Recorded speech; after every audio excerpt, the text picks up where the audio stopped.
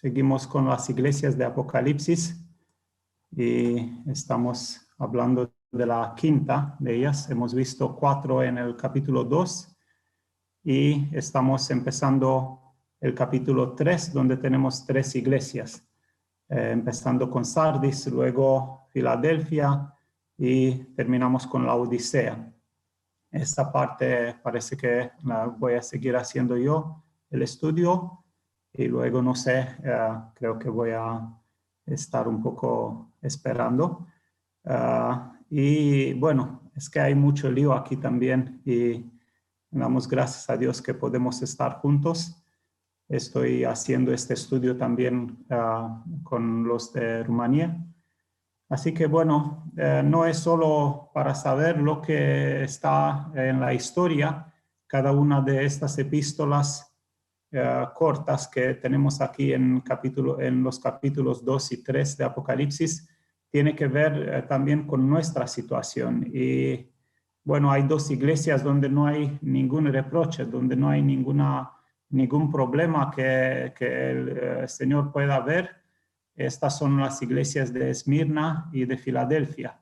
Pero también hay 5 iglesias con varios problemas y hemos visto las últimas 2 veces las iglesias que parecían ser las peores, Pérgamo y Tiatira. Ahora vamos a ver una que también estaba bastante mal y está en esta situación porque estas últimas 4 siguen hasta la venida del Señor. Así que he puesto el nombre a este capítulo, Sardis, la iglesia muerta, porque el mismo Señor dice esto. Vamos a ver el texto, capítulo 3 de Apocalipsis, empezando con el versículo 1 hasta 6. Escribe al ángel de la iglesia en Sardis, el que tiene los 7 espíritus de Dios y las 7 estrellas, dice esto: yo conozco tus obras, que tienes nombre de que vives y estás muerto. Sé vigilante y afirma las otras cosas que están para morir, porque no he hallado tus obras perfectas delante de Dios. Acuérdate pues de lo que has recibido y oído, y guárdalo y arrepiéntete. Pues si no velas, vendré sobre ti como ladrón, y no sabrás a qué hora vendré sobre ti. Pero tienes unas pocas personas en Sardis que no han manchado sus vestiduras, y andarán conmigo en vestiduras blancas porque son dignas. El que venciere será vestido de vestiduras blancas, y no borraré su nombre del libro de la vida, y confesaré su nombre delante de mi Padre y delante de sus ángeles. El que tiene oído, oiga lo que el Espíritu dice a las iglesias. Y como hemos hecho también las veces pasadas, vamos a hablar primero de el nombre de la iglesia de Sardis. Es la segunda del grupo de las 7 iglesias.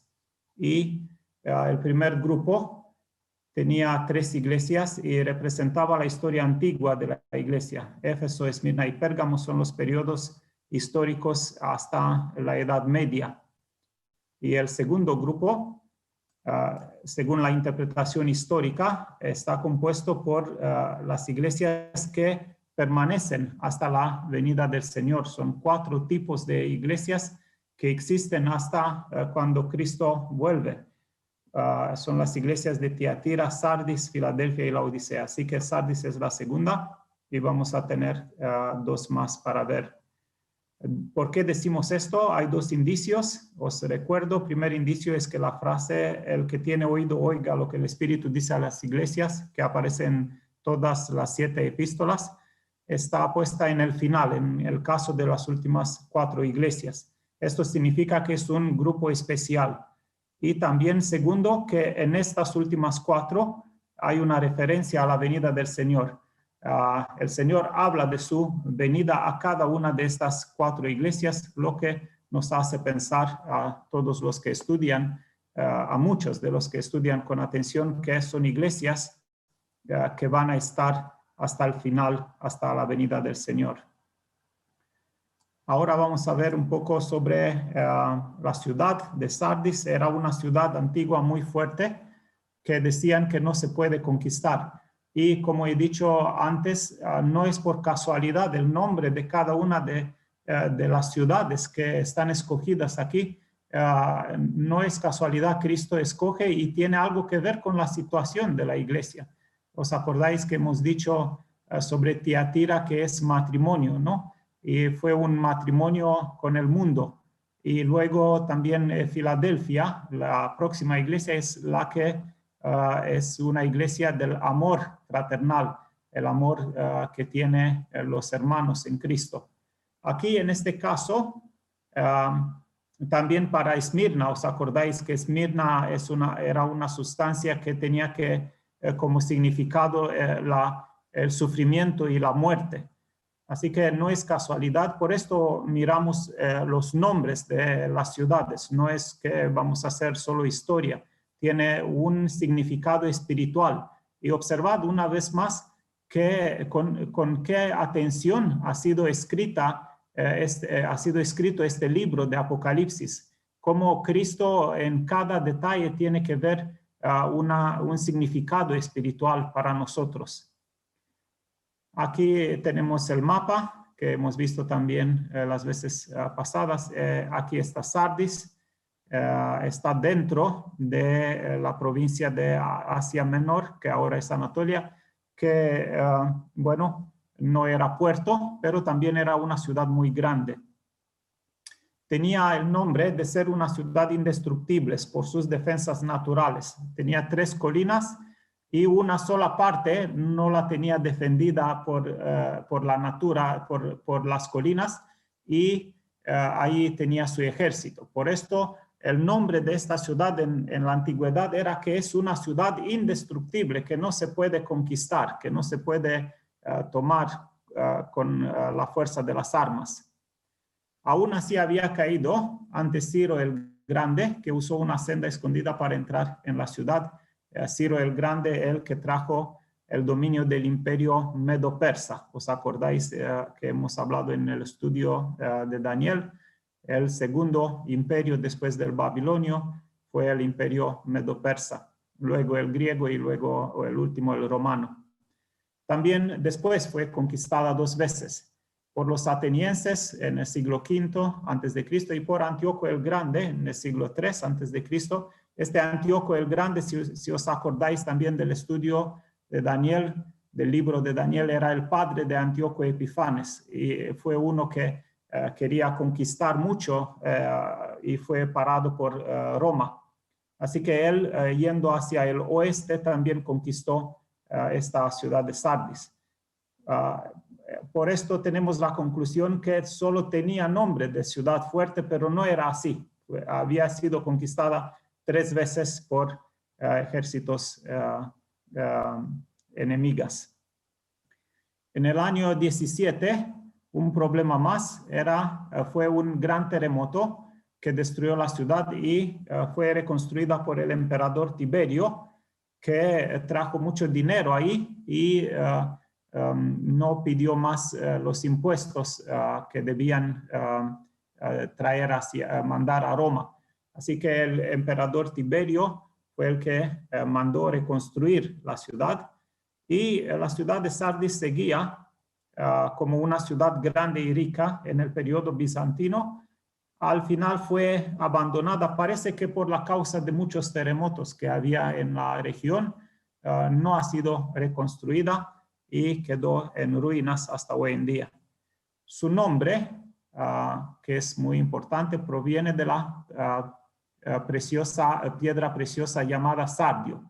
No sé si está correcto en español decir una piedra semipreciosa, la mitad preciosa. No era una piedra de esta como diamantes, pero también era una piedra bastante rara y no se encontraba con mucha facilidad. Por esto, cuando hay menos cantidad, hay más valor, más precio. Y por esto el sardio era de valor y fue una piedra que se usaba en el manto del sumo sacerdote hebreo. ¿Os acordáis que en el pecho tenía las 12 tribus de Israel grabadas sobre 12 piedras preciosas, y una es sardio? También al final en Apocalipsis vamos a ver que uno de los fundamentos de la ciudad de Nueva Jerusalén tiene este aspecto. cómo era esta piedra. Aquí tenemos una imagen, más o menos como es sardio. Y poco a poco han descubierto más de esas piedras, cantidades mayores, y por esto este tipo de piedra perdió su valor hasta nuestros días. Y es muy interesante que la iglesia de Sardis fue en una ciudad que poco a poco perdió su valor. Antes tenía gran precio y al final solo el nombre de piedra preciosa, pero ya no vale mucho, se puede comprar con muy poco dinero hasta hoy en día. Como sardio, hay también otras variedades de sardonyx, o no sé cómo está en español, pero bueno, es bastante común. Ahora vamos a ver el nombre del Señor en la relación con la iglesia, y con esto empezamos a entrar en los versículos que hemos leído. Cómo se presenta el Señor a la iglesia de Sardis, el que tiene los 7 espíritus de Dios y las siete estrellas. Y bueno, esto tiene que ver con Cristo como cabeza de la iglesia, el que la examina y la tiene en sus manos. ¿Os acordáis que en el primer capítulo él estaba andando en medio de los 7 candeleros y tenía en su mano diestra las 7 estrellas que eran los pastores de estas iglesias? Él es el Dios soberano, el que tiene poder y autoridad en su iglesia. También a los pastores los apoya y los sostiene con su mano, por esto las 7 estrellas tiene que ver con los pastores. Los 7 espíritus, yo creo que habéis interpretado así, no estuve en el primer capítulo, pero la interpretación que se da a esto es que es una expresión para el Espíritu de Dios. No es que hay 7 espíritus santos, es solo un Espíritu Santo, y es una expresión, no son ángeles.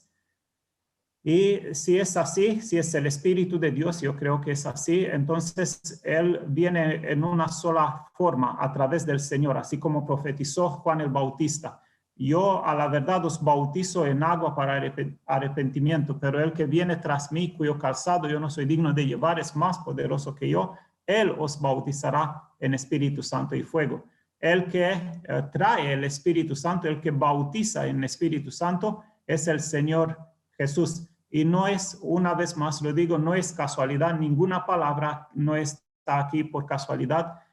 Es que esa iglesia tenía un problema del suministro del Espíritu, porque el Espíritu de Dios es quien da vida. La carne no sirve para nada, el Espíritu trae vida. Y bueno, parece que ellos habían cortado este suministro del Espíritu de Dios. Por esto Cristo se presenta como el que tiene el Espíritu Santo, el que puede dar el Espíritu Santo a la iglesia, el que puede dar vida a una iglesia, a una iglesia muerta, como es el caso de Sardis. Porque ahí donde no está el Espíritu Santo, la iglesia queda con sus formas, con su religión, con sus canciones, con sus predicaciones, con todo. Está muy bonito, pero sin vida. No hay nada, ni una gota. Decía el hermano Wilkerson, David Wilkerson, que había ido y no había una gota de vida, de la presencia del Espíritu Santo que trae vida en la iglesia. Yo creo que es muy actual esto para nuestros días. Bueno, la evaluación de la iglesia está en el mismo versículo 1, pero en la segunda parte. Yo conozco tus obras, que tienes nombre de que vives y estás muerto. A mí, hermanos, me parece que esto es más duro, la forma más dura de expresar la verdad sobre la situación espiritual de una iglesia, que está muerta. ¿Quién habla de esto? Cristo. Cristo mismo, el que tiene la iglesia en sus manos, el que anda en medio de las 7 iglesias, dice, en cuanto a la iglesia de Sardis, estás muerto. No tienes nada de vida. No creo que haya una expresión más fuerte que esta. No es que estaba solo durmiendo, sino muerta. Ser muerto está peor que dormir, porque si alguien duerme se puede despertar, pero para uno que ha muerto, ¿qué se puede hacer? Solo resucitar. Y Cristo sí que puede hacer esto, pero estaba muerta. Y yo quiero un poco que nos quedemos un poco a ver qué significa esa palabra muerte, porque a veces no la entendemos bien y por esto hay unas interpretaciones bastante diferentes del contexto de las escrituras. Por ejemplo, muerto, ¿os acordáis que en el huerto de Edén, cuando Dios dijo en el día cuando vais a comer de este fruto del árbol, vais a morir? Y claro, alguien puede decir, Dios ha mentido, porque no han muerto en ese día, han vivido hasta 900 años. Y no se trata, hermanos, de la muerte. El primer sentido de la palabra muerte en las escrituras es esto: separado de la presencia del Señor. Adán y Eva quedaron separados de la presencia del Señor. Ellos la tenían en cada mañana, se encontraban con la presencia de Dios en las mañanas y quedaron muertos. Muertos es separado de la presencia de Dios, pero algunos dicen, no, que nosotros estábamos muertos. Un muerto no puede hablar, un muerto no puede arrepentirse, un muerto no puede hacer nada. Bueno, atención, no tenemos que tomar la palabra en un sentido absoluto, sino que estábamos separados de la presencia de Dios. Ahí en Efesios también se trata de esto. Pero aún así, Cristo dice, puedes arrepentirte. Y de hecho pide, arrepiéntete. No es que el arrepentimiento es una obra, pero es una actitud que tiene que ver con nosotros. No es muerte en absoluto, es separación de la presencia del Señor. Todos los pecadores son muertos en este sentido, pero sí que pueden arrepentirse y pueden creer. Esto es la invitación del Evangelio. Arrepentíos y creed en el Evangelio. Bueno, con esto vamos adelante un poco para decir que el Espíritu es quien trae vida. ¿Por qué habían llegado a ser muertos? ¿Por qué no tenían vida? Porque ya no tenían el suministro constante del Espíritu. ¿Os acordáis que hemos hablado que en la iglesia de los Gálatas, el que os da el Espíritu lo hace a través de la fe, dice en el libro a los Gálatas, en la epístola? Entonces había un suministro constante del Espíritu, como también en el candelero del templo, en la menora, tenía que haber el aceite santo cada día, porque si no, no hay combustible, no hay fuego. Y aquí también, si no hay espíritu, no hay vida. Es muy fácil. En otras partes, el Espíritu Santo está comparado con el agua. Y es una comparación para que nosotros entendamos, mirando a las cosas naturales, entendamos las cosas espirituales. Y aquí, como ya os he dicho, decía el hermano de Chipre también, aquí hay temperaturas de 40 grados. Y yo tengo aquí un huerto, un jardín, y bueno, todo está secando, todo se está, porque si no hay agua, no ha llovido desde hace 2 semanas. La tierra se está rompiendo así como en pedazos, está todo seco. Y tengo que regar y dar agua, porque el agua trae vida. No hay agua, no hay vida. Esto tenemos que entender de las cosas de la naturaleza. Donde no hay agua, todo se seca. Si 2 días no estoy regando, ya es suficiente y todo se está secando. En 2 días no queda nada más. Por esto hay que tener este suministro constante del Espíritu dentro de la iglesia y dentro de nosotros, de nuestra vida, porque si no, nos secamos. Puede ser que hayamos sido antes como flores, pero al final llegas como una planta sin color y sin vida. Y bueno, para esta iglesia dice, estás muerto. En este sentido, no es que es una palabra dura, así como solo por decir una verdad de una forma así para chocar un poco, para golpear en la conciencia. No se trata de esto. Cristo señala esta verdad. Esta iglesia ya no tenía la vida que venía a través del Espíritu Santo. ¿Y por qué se cortó el suministro del Espíritu Santo? Siempre la misma causa. La causa es el pecado. No se menciona qué clase de pecado, como en el caso de Tiatira o en el caso de Pérgamo o Éfeso, que había dejado su primer amor, pero había pecado. ¿Por qué? Porque habla también que habían algunos, la mayoría de ellos, de esta iglesia habían manchado sus vestiduras. Y tienes algunos que no han manchado sus vestiduras. Esto significa, es otra forma de ver en una forma física la verdad espiritual. Es como que si nosotros tuviéramos una ropa blanca y la manchamos, y esto es pecado. Es una imagen de lo que trae el pecado. Y había pecado en esta iglesia. No se menciona, no sabemos qué clase de pecado, no sabemos si fue idolatría, si fue otra cosa, pero siempre el pecado trae muerte, trae la separación de Dios. Y esto es válido para todos. Algunos dicen, no, para cristianos el pecado no trae separación. Sí, sí. Es que sí que podemos tomar de nuevo esta relación, pero el pecado trae muerte en todos los casos. Y aquí habla de una iglesia cristiana, no habla de los del mundo, habla de cristianos. Y el pecado que había traído, muerte, muerte. Separación de Dios, de la presencia del Señor y el cortar del suministro del Espíritu Santo. Esto trae el pecado siempre. El pecado aceptado. Bueno, si es el pecado que no sabemos, si es un accidente, claro, lo confesamos y seguimos adelante porque no somos perfectos. Pero aquí se trata de un pecado que había quedado en la iglesia, que estaba ahí y que ellos vivían con él.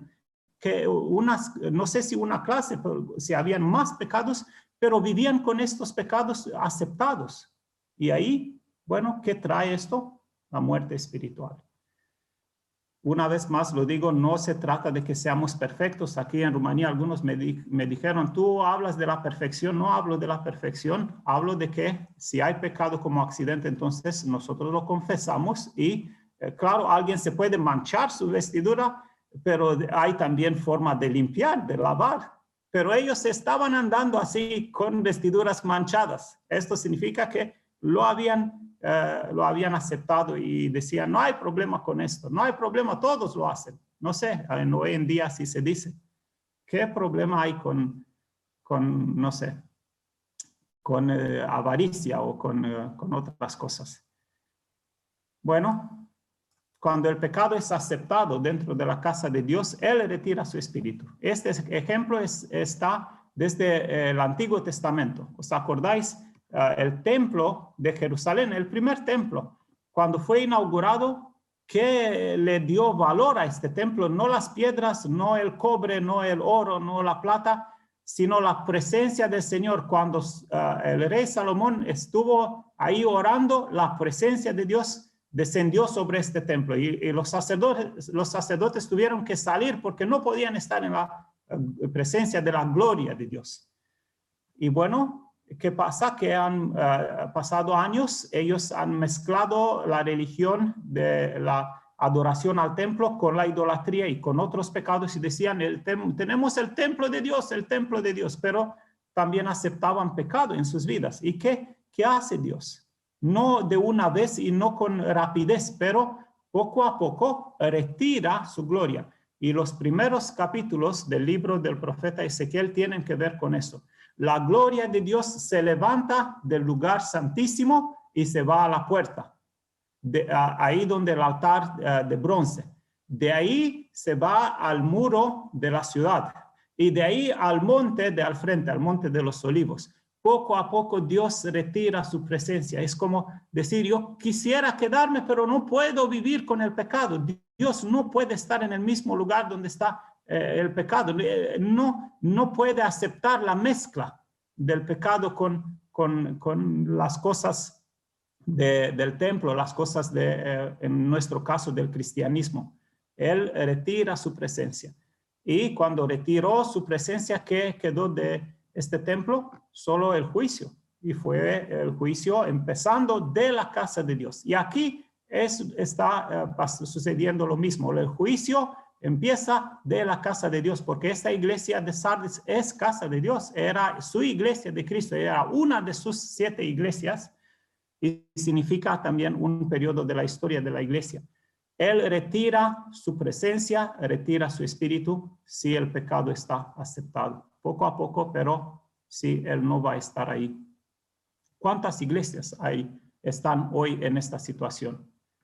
Bueno, vosotros tenéis las respuestas ahí donde estáis, en España o en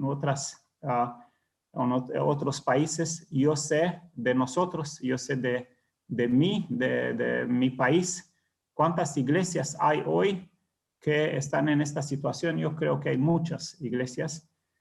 Y no hablamos nosotros, no estamos nosotros dando el diagnóstico, pero Cristo da el diagnóstico y dice, estás muerto. Y es fácil que si tú vas ahí, es fácil darte cuenta si hay vida o no hay vida.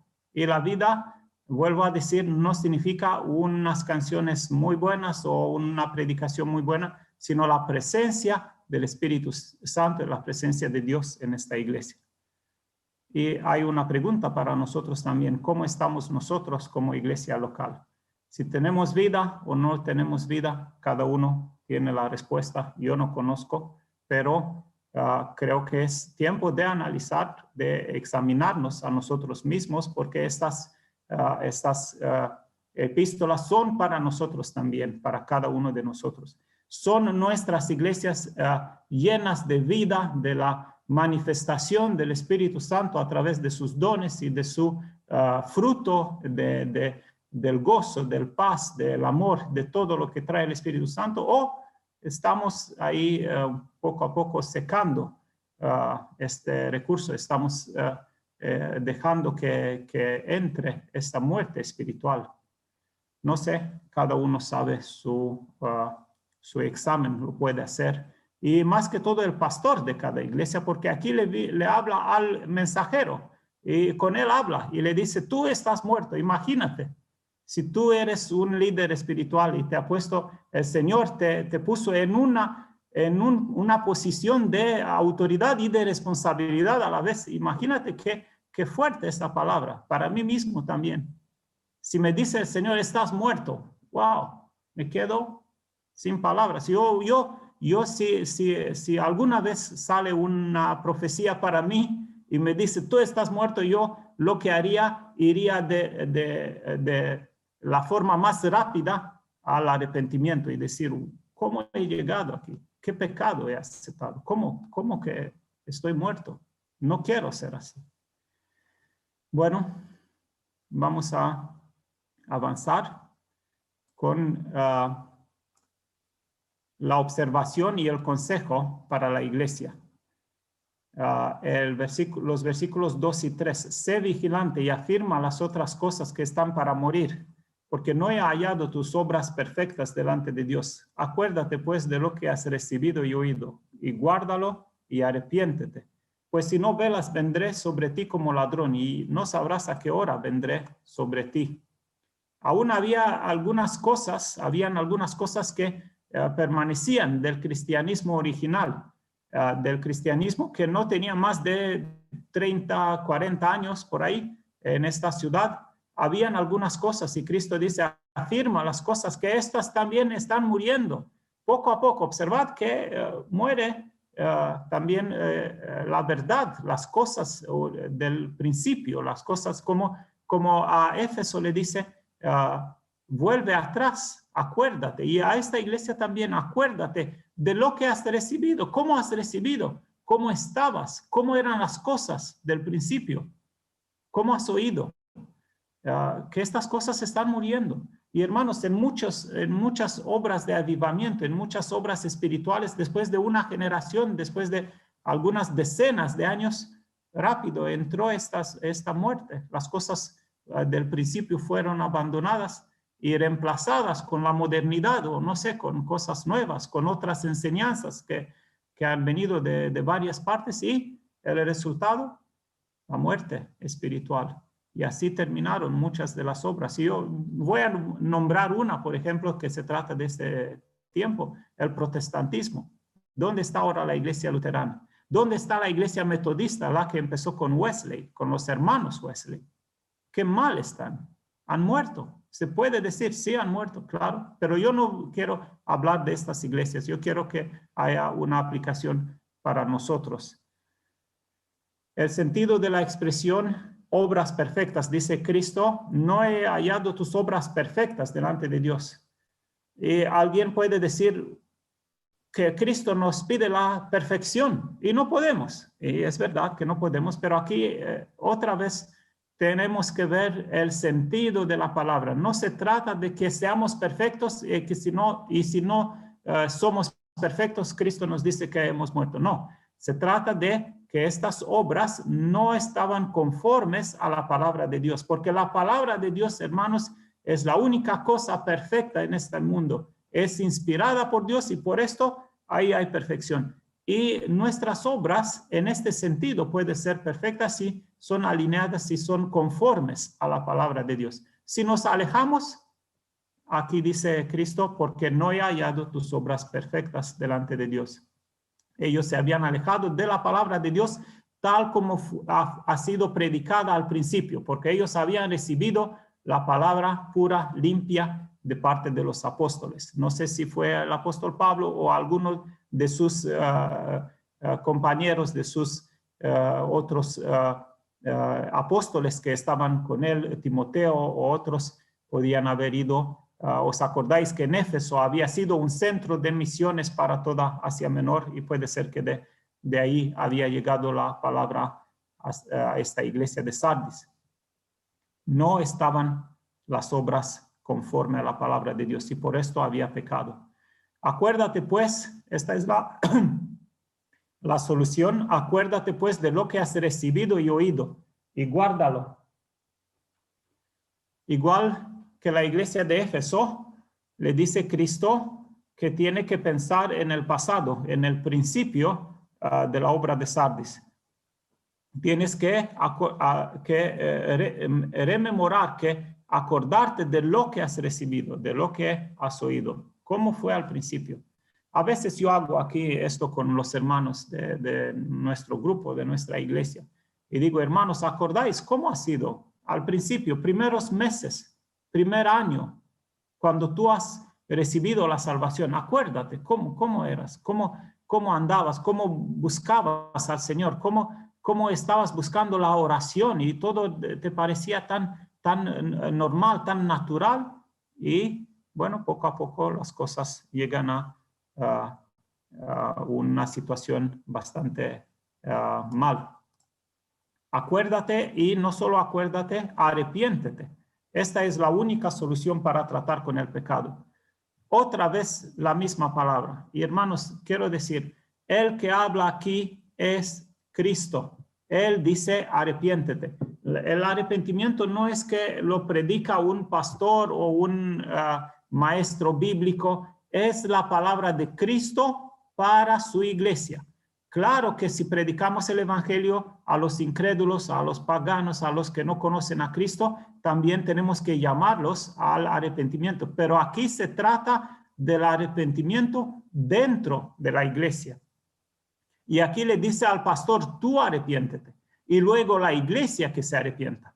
Y no es solo sentirte mal por lo que estás delante del Señor, sino también dejar las cosas que han traído esta muerte. Abandonar estas cosas, rechazar estas cosas.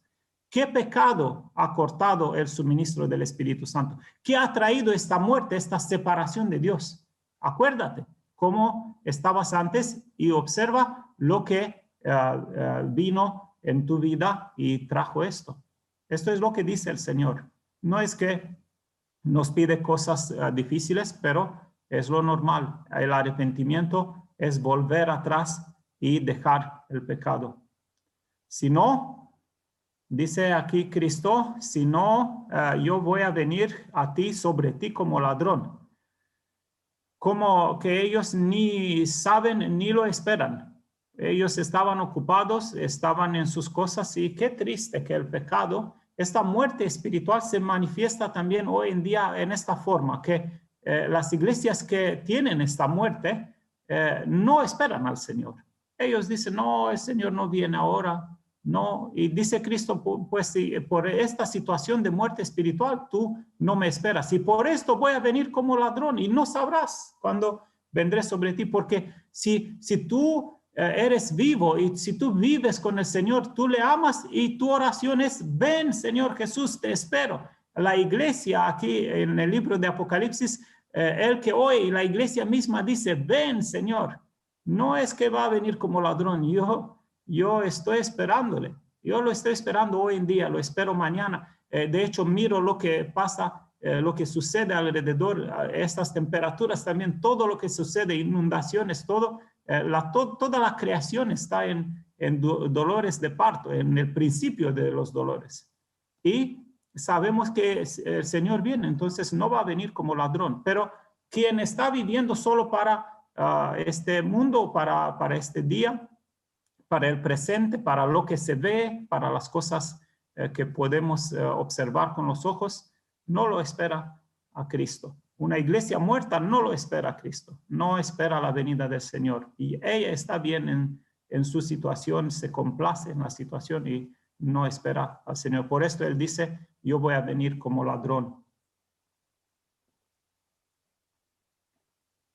Esto no tiene, hermanos, que ver solo con el juicio. Es algo más aquí. Cristo habló dando esta expresión no solo para el juicio. En este caso sí es como un juicio, pero en otro caso les dijo a los discípulos, Cristo dijo a los discípulos que tienen que prepararse para la venida del Señor. Mateo 24, 42, velad pues porque no sabéis a qué hora ha de venir vuestro Señor. Pero sabed esto, que si el padre de familia supiese a qué hora el ladrón habría de venir, velaría y no dejaría minar su casa. Por tanto, también vosotros estad preparados, porque el Hijo del Hombre vendrá a la hora que no pensáis. Y aquí es para los discípulos que tienen que esperar al Señor. Aquí no es juicio, aquí es para los discípulos. Y dice, hay que esperar al Señor, a vuestro Señor, esperarlo a cada hora, a cada noche, cada día, porque no vamos a ser tomados por la sorpresa.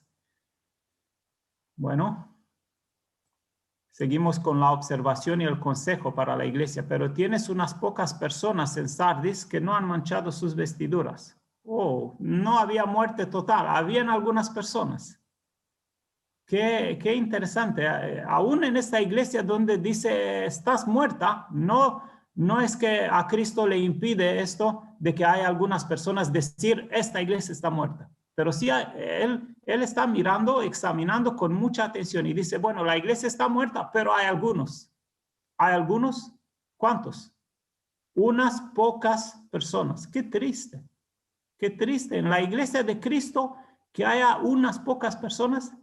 Algunos han dicho que esta es la iglesia del remanente, que aquí se habla del remanente y sí es así. Un remanente que existía en el mismo tiempo con los que se habían manchado las vestiduras.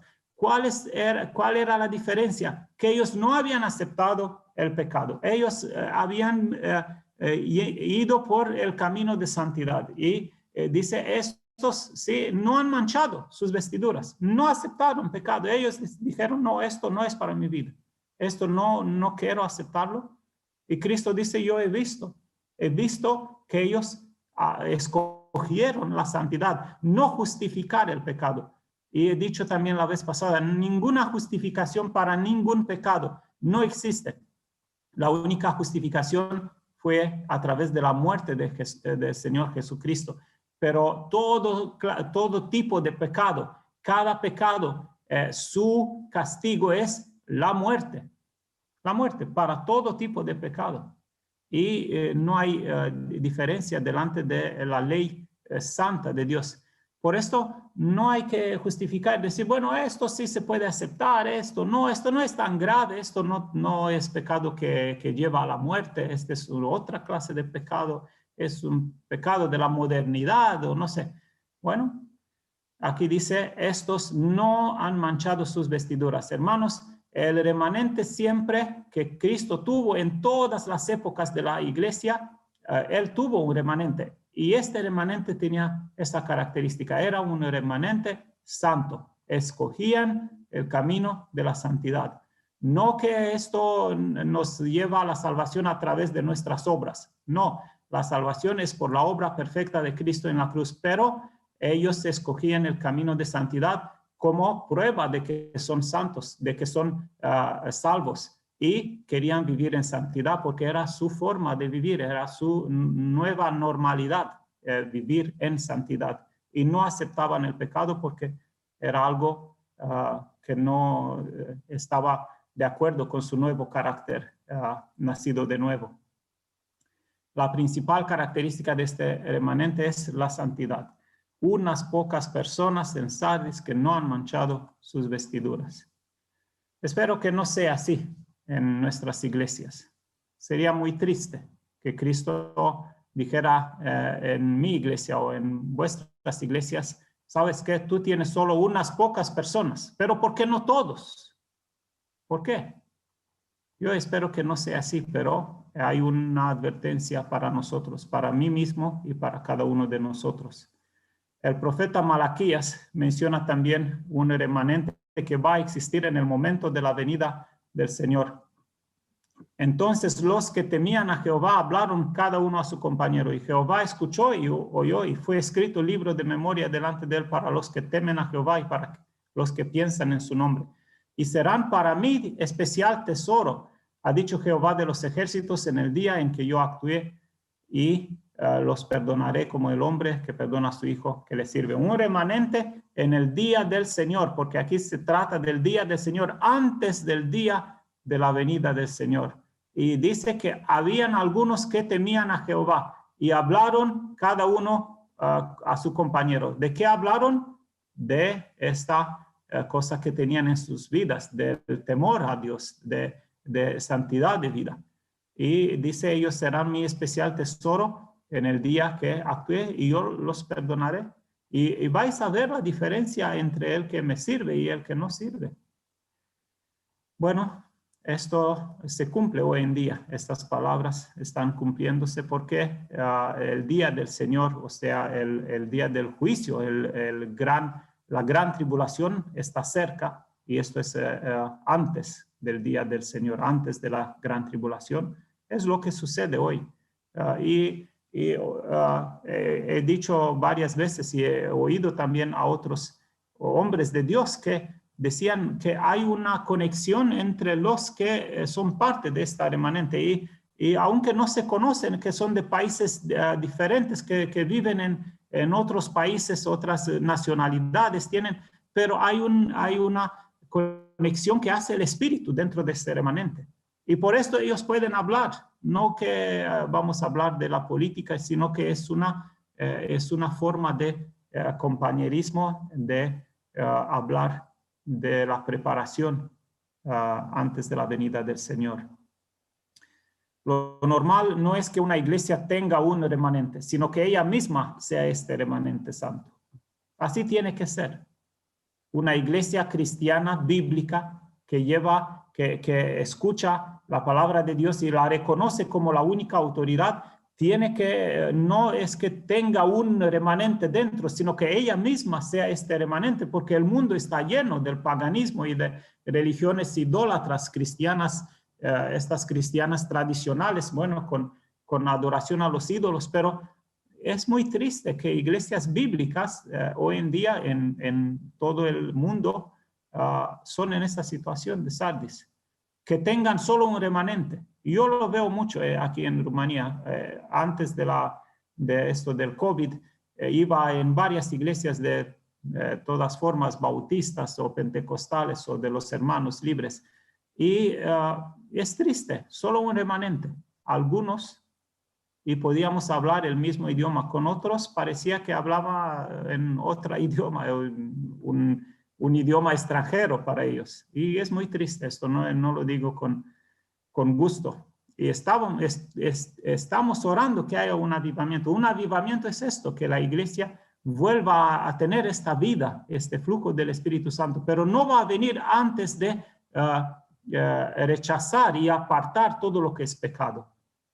Sin esto no va a haber avivamiento. Sin arrepentimiento dentro de la iglesia nunca va a haber avivamiento. Siempre cuando ha habido un avivamiento empezó con arrepentimiento dentro de la iglesia de Cristo.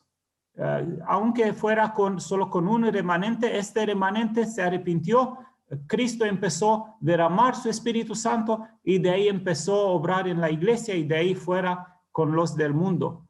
Este tipo de obra fue en todos los avivamientos, en todos.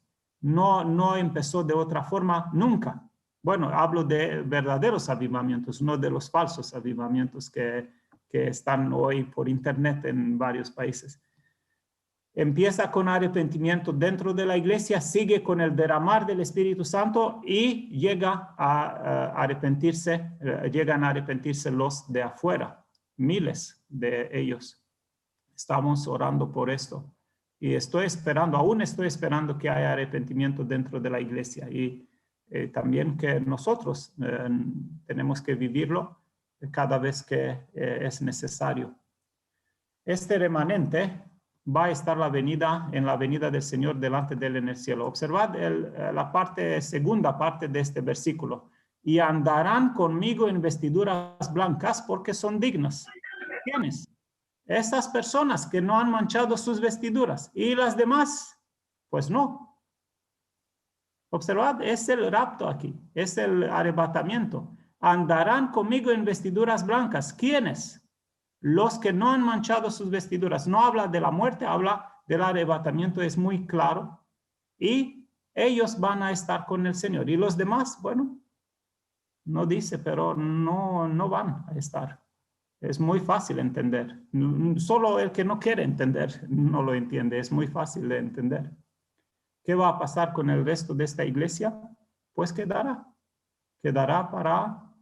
No sé si va a haber otra oportunidad de arrepentirse después, pero Cristo dice, los pocos, imagínense una iglesia de muchos cristianos y pocos, solo van en el arrebatamiento, solo pocos. Este es Sardis y existe hoy. La promesa y las palabras finales. El que venciere será vestido de vestiduras blancas, y no borraré su nombre del libro de la vida, y confesaré su nombre delante de mi Padre y delante de sus ángeles. El que tiene oído, oiga lo que el Espíritu dice a las iglesias. Y bueno, no voy a entrar en el debate calvinista, porque no es el tiempo ahora, no es que no tenemos argumentos en contra, pero quiero decir solo que es una promesa solo para los vencedores. Y estos son los que van a mantener sus vestiduras blancas y los que se van a arrepentir. Observad, solo los que van a vencer, solo el remanente. Ellos solos van a estar en el arrebatamiento y ellos solos no van a ser borrados de su nombre. Sus nombres no van a tener borrados sus nombres del libro de la vida. Esto es lo que dice Cristo. Claro que si alguien quiere intenta cambiar el sentido de la palabra, bueno, puede hacerlo para darle con su doctrina, pero aquí no. Aquí dice Cristo, yo no borraré su nombre del libro de la vida. ¿A quiénes? A los que van a vencer. Solo a estos pocos que no han manchado sus vestiduras. A los que se arrepienten. Solo ellos. ¿Y los demás? Si decimos que no tenemos pecados, nos engañamos a nosotros mismos. Y la verdad no está en nosotros. Si confesamos nuestros pecados, Él es fiel y justo para perdonar nuestros pecados y limpiarnos de toda maldad. Estos son los vencedores. No es que es por obras, es por arrepentimiento, es por reconocer. Si digo que no tengo pecado, bueno, puedo vivir en un engaño. Pero si confieso cada vez que esto... Es igual, una vez más lo digo, es como mi ropa que uso cada día y voy en el trabajo y claro que me la voy a manchar en el jardín o en otro trabajo. ¿Y qué voy a hacer? ¿Voy a estar con la misma ropa? No, la llevo a lavarla. Cada día si es necesario. Las manos, cada día. Esto es para nuestra alma también. Hay que mantener esta pureza de corazón. Es por el sacrificio de Jesús, pero Él es actual no solo para el pasado, sino también para cada día de nuestra vida. Y aquí dice a los cristianos, si decimos que no tenemos pecados, bueno, nos engañamos a nosotros mismos. Así se engañó Sardis. Dijeron, no tenemos pecado, no, nosotros estamos muy bien, muy salvos. Y el pecado estaba ahí. Y dice, nos engañamos. Y mejor hay que examinarnos a nosotros mismos, hay que confesar nuestros pecados y mantener la ropa blanca, sin mancha. hasta la venida del Señor. No es que yo la lavo, no es por mis obras, es por la sangre de Jesús que nos lava de nuestros pecados. Y aquí dice, y limpiarnos de toda maldad. ¿Quién lava mi ropa? ¿Quién me limpia? Pues la sangre de Jesús. ¿Cómo? Por la gracia. No es porque yo merezco, es por la gracia. No es por mis obras, no. Es por confesar y recibir esta salvación, recibir perdón perdón de nuestros pecados y ser limpiados. Y este es un proceso continuo. Aquí lo tenemos en Primera de Juan. Así se vive la vida cristiana. Y si no la vivimos de esta forma, el pecado queda ahí, la ropa manchada y la iglesia muerta. Bueno, no es que no hay. Yo he dicho que he visto muchas situaciones parecidas a Sardis. Y espero que no seamos nosotros aquí. Algo tenemos de Sardis. Bueno, algo tenemos de Éfeso también, algo tenemos de muchas de las iglesias. Espero que no sea el caso de vosotros, pero si es, tomado con mucha seriedad porque Cristo está muy cerca. Y otra vez lo vuelvo a decir, no entro en detalles, no entro en debates. ¿Quién quiere debatir conmigo? Yo no me meto en esto. Hay muchos argumentos, pero solo quedaos con esta palabra. No borraré su nombre del libro de la vida. Existe esta posibilidad. Cristo dice. No dice que no borrará a ninguno. Dice que no borraré al que va a vencer, que no voy a borrar a los que van a arrepentirse. Vencer en este caso es arrepentirse. Pero a los demás, bueno, es muy fácil entender que sí, que los va a borrar el nombre del libro de la vida. Es muy fácil. Algunos dicen, yo sé que aquí esta enseñanza dice, no, aquí es negativo, es no borraré. Bueno, pero también se puede entender lógico que la forma positiva, que con los demás sí va a ser efectivo este proceso de borrar el nombre del libro de la vida. Y estamos en el Nuevo Testamento y estamos en la iglesia de Cristo, en la época de la gracia de Cristo. Y estas son las palabras, no de Aurel Giorgi, de Cristo. Bueno, espero que estemos un poco entendiendo estas cosas, hermanos, porque si nosotros decimos, bueno, no es que no hay seguridad de la salvación, sí hay seguridad, pero la seguridad es en esto, en mantener la ropa limpia, en andar en este camino de santidad. Dentro del camino de Cristo hay toda seguridad, fuera no hay nada. Vosotros creo que habéis visto esto del libro del progreso del peregrino. La seguridad de su salvación estaba si él andaba en este camino, en esta senda muy estrecha, pero si fuera no había ninguna seguridad. Y hay seguridad en el camino de Cristo si andamos en santidad, si confesamos nuestros pecados, si nos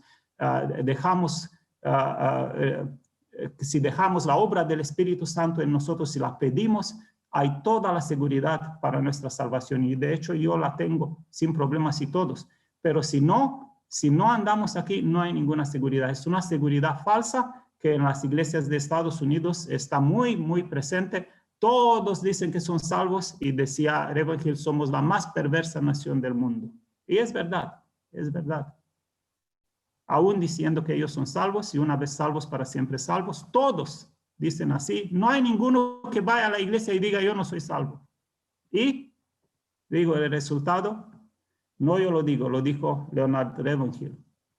Por esto hay que tomarlo con mucha seriedad. No se trata del debate doctrinal. ¿De qué nos sirve? Que yo tenga razón o no tenga razón. No se trata de esto, quién tiene razón. Aquí se trata de mi vida y de la vida de la iglesia. A mí me interesa que yo esté ahí y que todos que yo les predico estén también ahí, que yo los ayude a estar ahí como pastor de la iglesia. De eso se trata. No se trata de una doctrina que yo creo así, que yo creo de otra forma. Bueno, nadie conoce totalmente, conocemos de forma parcial, pero lo que conocemos es que hay que andar en esta santidad, porque hay un gran peligro de la muerte espiritual y de que aquí dice Cristo que no borraré el nombre del libro de la vida al que venciere. Y en este caso, los que vencían eran solo el remanente. Solo el remanente. Los demás, pues no. Bueno, aquí acabo con este paréntesis y vamos a seguir adelante. Y aquí hay una imagen muy guapa, muy bonita. Yo quiero que vaya a estar ahí en este día. Confesaré su nombre delante de mi Padre y delante de sus ángeles. Hermanos, de esto se trata, de que en un día va a haber una gran asamblea, una gran reunión en el cielo. Y imaginaos un poco, un momento esta noche, una gran reunión, todo el cielo, todos los ángeles, todos los cristianos, y a cada uno Cristo dice, confesaré su nombre, voy a llamarlo, sal delante. Marcos, ven aquí. Aurel, ven aquí. Su nombre. Y me va a presentar delante de todos y decir, mira, él es, y hizo esto, y se arrepintió. No sé qué va a decir, no sé, pero dice que confesaré su nombre. Lo voy a llamar por su nombre delante de mi Padre y delante de sus ángeles, delante de todo el cielo. No, yo no puedo imaginarme cómo va a ser en ese día. Yo me acuerdo, he sido profesor 12 años y al principio, bueno, al final ya no hacíamos, pero al principio hacíamos unas fiestas de fin de año y estábamos llamando a los que tenían el primer lugar en la enseñanza, los mejores resultados, y el segundo y el tercer lugar.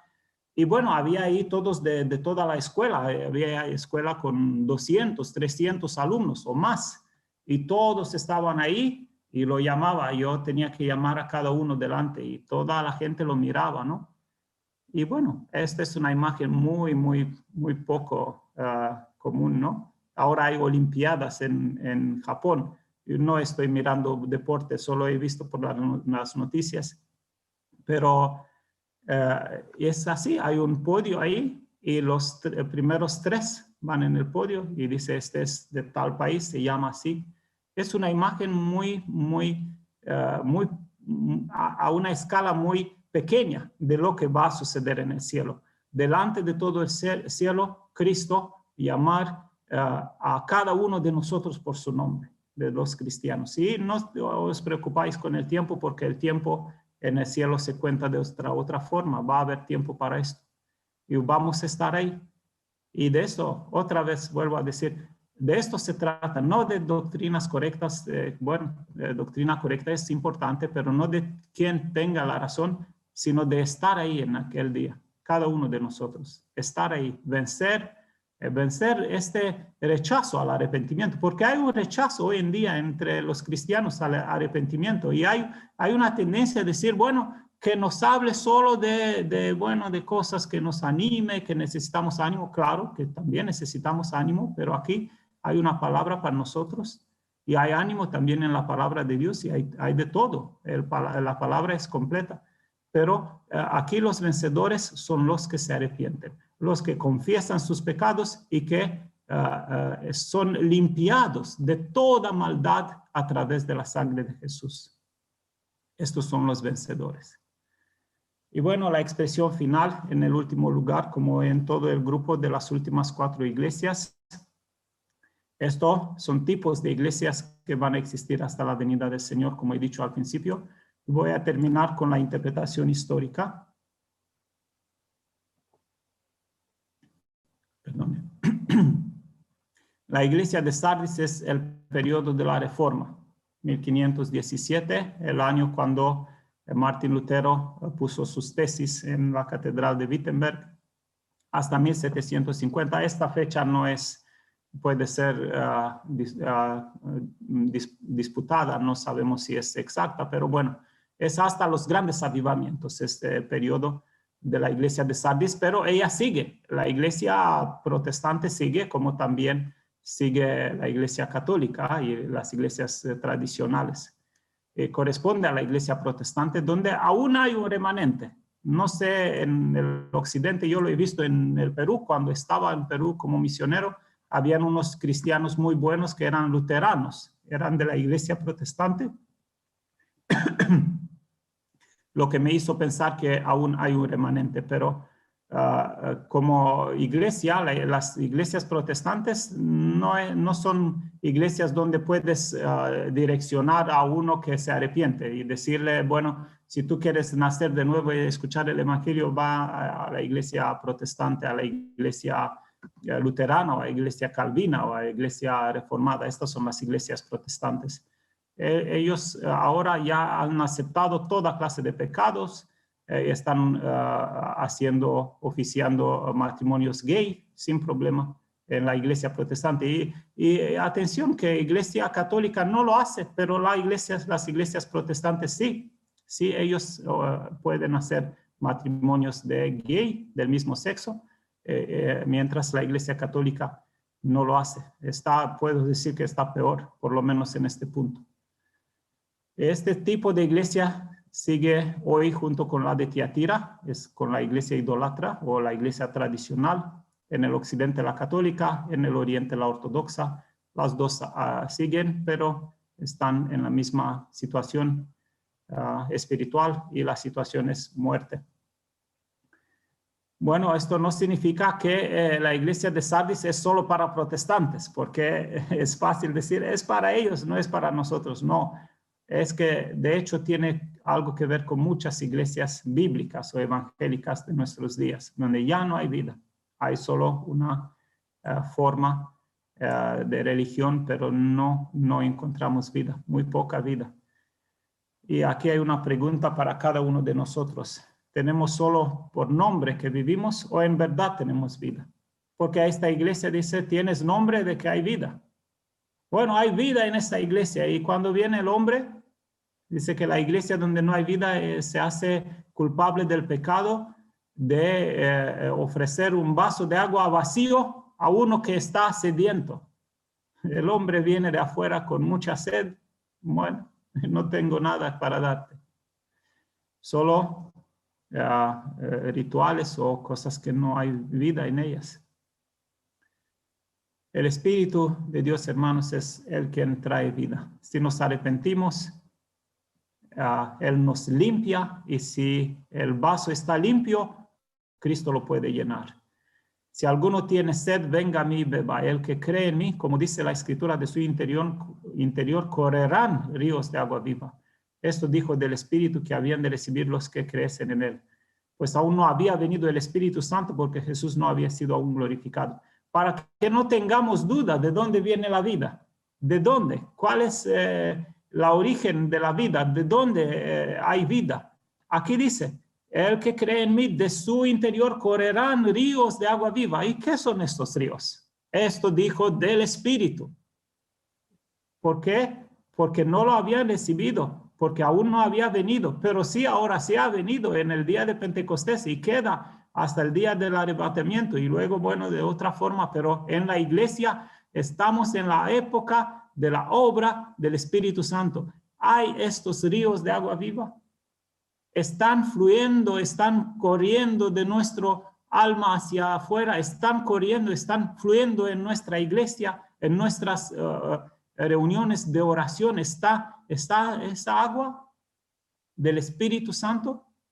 ¿O lo hacemos así como cansados, por costumbre, como lo hacen también los de las iglesias rituálicas, por decirlo así?